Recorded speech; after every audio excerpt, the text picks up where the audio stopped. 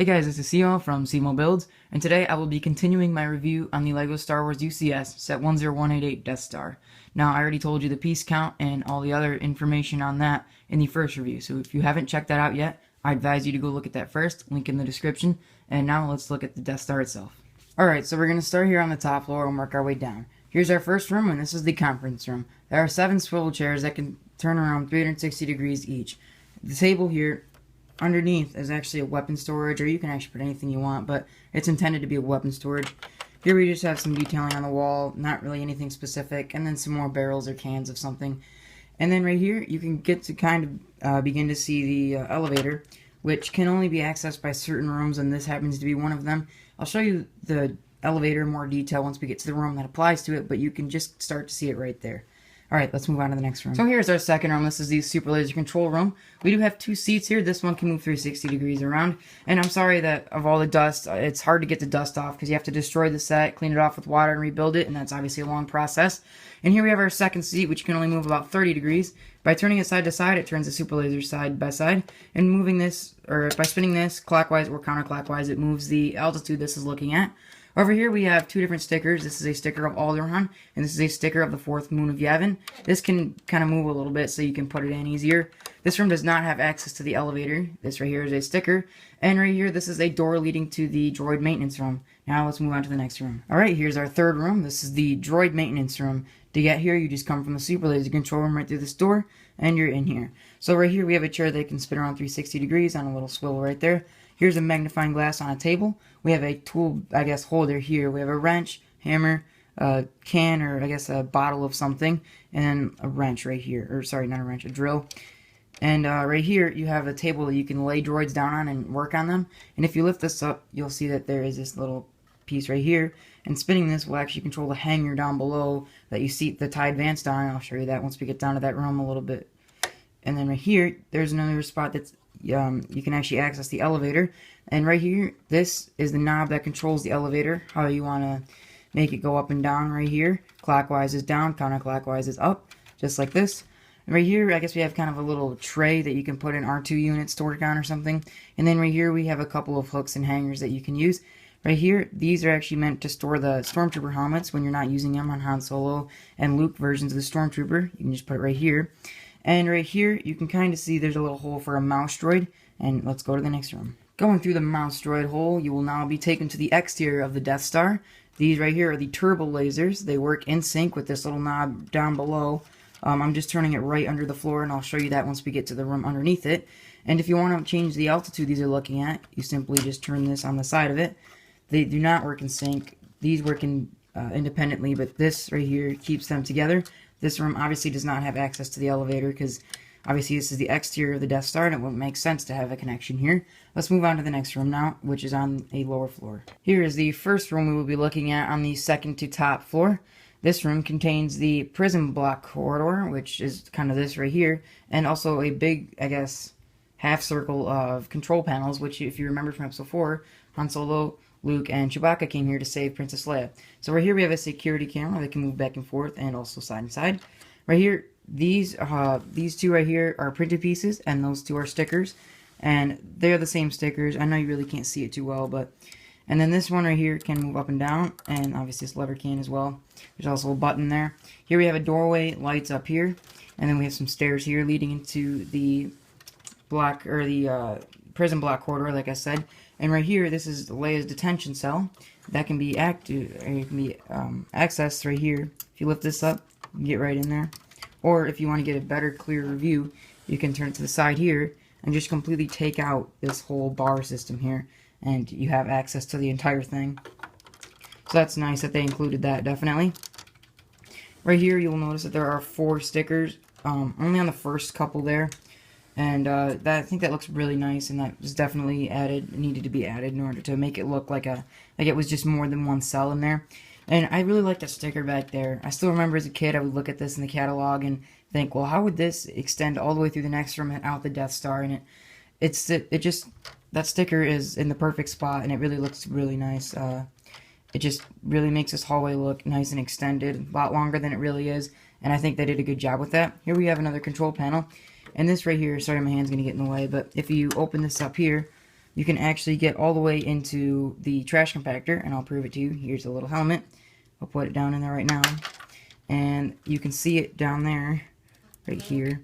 So that leads straight down there, which was seen in the movie, and I think they did a good job applying that. And let's move on to the next room. So here we have our next room, and to get in here, all you gotta do is go in through this door to get in here from the last room.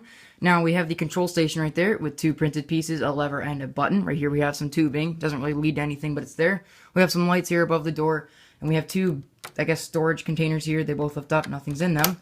Now on the other side of the storage, on the other side of the laser, we have a giant blast door, which can be closed by this lever up here. Sorry, my hand's gonna get in the way. And if you twist it clockwise, it will come out. Mine doesn't want to work sometimes, so I'm just going to pull it. That's how it works best. And counterclockwise to close it. Right here we have a ladder to get up here, and this is where C-3PO and R2-D2 spent a lot of their time in the Death Star to kind of talk to Obi-Wan, Chewbacca, Leia, Han Solo, and Luke. And there are 4 printed pieces up here. Those are all control panels. And then down here we just have some random vent pieces here and there. And I will now zoom out and show you the laser itself. So right here you can see the laser beam all zoomed out. Right here is the laser beam firing dish, and right here there are 8 tributary laser beams, and there's 1 main. This is after it's fully charged up and beginning to shoot at a large ship or planet, so this is kind of a really good take on whoever took this picture. It must have been, at least. So that's pretty much it for the laser beam. Now let's go on to the next room. So here we have our next room, and in order to get here from the super laser control room, you actually have to come through here, through the blast door. And right here we have an elevator well, which can be activated by this right here. And I'll show you this in a little bit once we get down there, how that works and everything. Right here we have an R2 unit, I guess, little control panel here. We have 3 storage boxes here, which can be lifted. Nothing's in there. These right here are stickers, so is that. There's access to the elevator right there. 2 lights right there. We have 6 stickers right here going up along the Emperor's window, which he looked out to see the Rebel blockade pretty much getting destroyed by Imperial Star Destroyers. Right here we have a little, I guess, holder for the TIE Advanced, and it fits nicely in there, and you can move it around a little bit, and you can use it by the little handle up top. So that's pretty much this room. Let's move on to the next. Okay, so here is the room that Vader and Luke battled each other in Episode 6. Right here we have the collapsing catwalk, and if you remember from the scene, Darth Vader threw his lightsaber at this, and it collapsed Luke right like this, which you can completely remake that right here just by pulling this out from underneath it, and it falls down. Right here we have 2 railings. These pieces right here are actually the same piece as an R2 unit's body, except they're green. We have more barrels here. There is, once again, access to the elevator right through there. And these 2 holes were both seen in the movie. This is the one that Darth Vader was lying on when his hand was cut off by Luke, and this was the one that Emperor Palpatine was thrown down by Darth Vader there at the end of the movie. So they did capture the 2 most important holes, and they did put railings on them. But other than that, there's no railings on any other part other than right there. Right here we have the stairs leading up to the Emperor's throne. And right here we do have 2 different guard posts is what they're called. I don't know why they're called guard posts, but they were both seen in the movie, and they look very accurate to this. Right here we have some stickers right here, and this is also that window that I was talking about. These right here are printed pieces, and this does spin around 360 degrees. Let's move on to the next floor. One more thing I forgot to mention about this room is that this right here is what is used to control the turbo lasers on top that were shooting the X-Wings in Episode 6 and 4.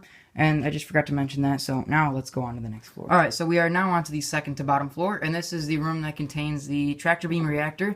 When Obi-Wan turned it off, this can be simulated in LEGO by pulling this out right here. And you can see that that blue piece falls down, and in order to pretty much reload it, you just push it up and push it back in, and you're good to go. Right here, you will see this red piece right here. That has to do with the next room. When you pull this out, it actually opens the door in the... Sorry, I hit the camera. But it opens the door to the trash compactor room, which you'll see that in a second. And then right here, we do have 2 entrances into, if you remember in Episode 4, when Luke and Leia swung across that pit with that rope, which is over here. That's in a future room, too. You can kind of simulate that entire thing with this right here. And there are 2 different ways to get up there. There's no ladder for this one, but it is there. And this is just like a pole that keeps it up. That's pretty much it for this room. Kind of lame room, but this was the center of the room, and they certainly did give you that. So now let's move on to the trash compactor. This section of the Death Star is the trash compactor. This is right next to the room with the tractor beam reactor, which is over here. So there are some pieces of trash in here. It's really simple designs. This is what Han Solo used to brace it, and then we have just some more random trash, and nothing much to mention in there. And then these right here keep all the trash in. And if you want to close the door, just like as seen in the movie, all you gotta do is push this red Technic piece up here at the top in, and it collapses everything right like that. And this is where the Dianoga is seen in the movie. And if you want to open up that door in the very back, all you got to do is pull this thing that I showed you in the last room, like that. And yes, there is access to the elevator right there, but I'm not going to bring it down because I don't really have an angle at it right now. And the Dianoga, or garbage squid, can sit in there like this. He takes up about half of it, which is kind of ridiculous, but if you do want to put him in there, you do have that option. There are plenty of lights up here at the top. There actually is one more set of lights, and I'll show you that right now. Can't really see it from where you're at. There we go. Now you can kind of see up and in there. Alright, so that's pretty much it with this room. Now let's go on to the next. So here is the next room in the Death Star. This is a very small room that really only contains one thing, and that is the turbo laser cannon. This is kind of the old type of spring-loaded missile. It's the one where if you pull this back, it'll shoot like that. There's also this cannon right here, which can rotate about, I'd say, close to 90 degrees. That's all it allows it to. And then right here, there are 2 chairs suited for Death Star troopers to sit in, or stormtroopers, or whatever you want. And there is some Technic pieces there in the back, but there's really nothing that needs to be seen.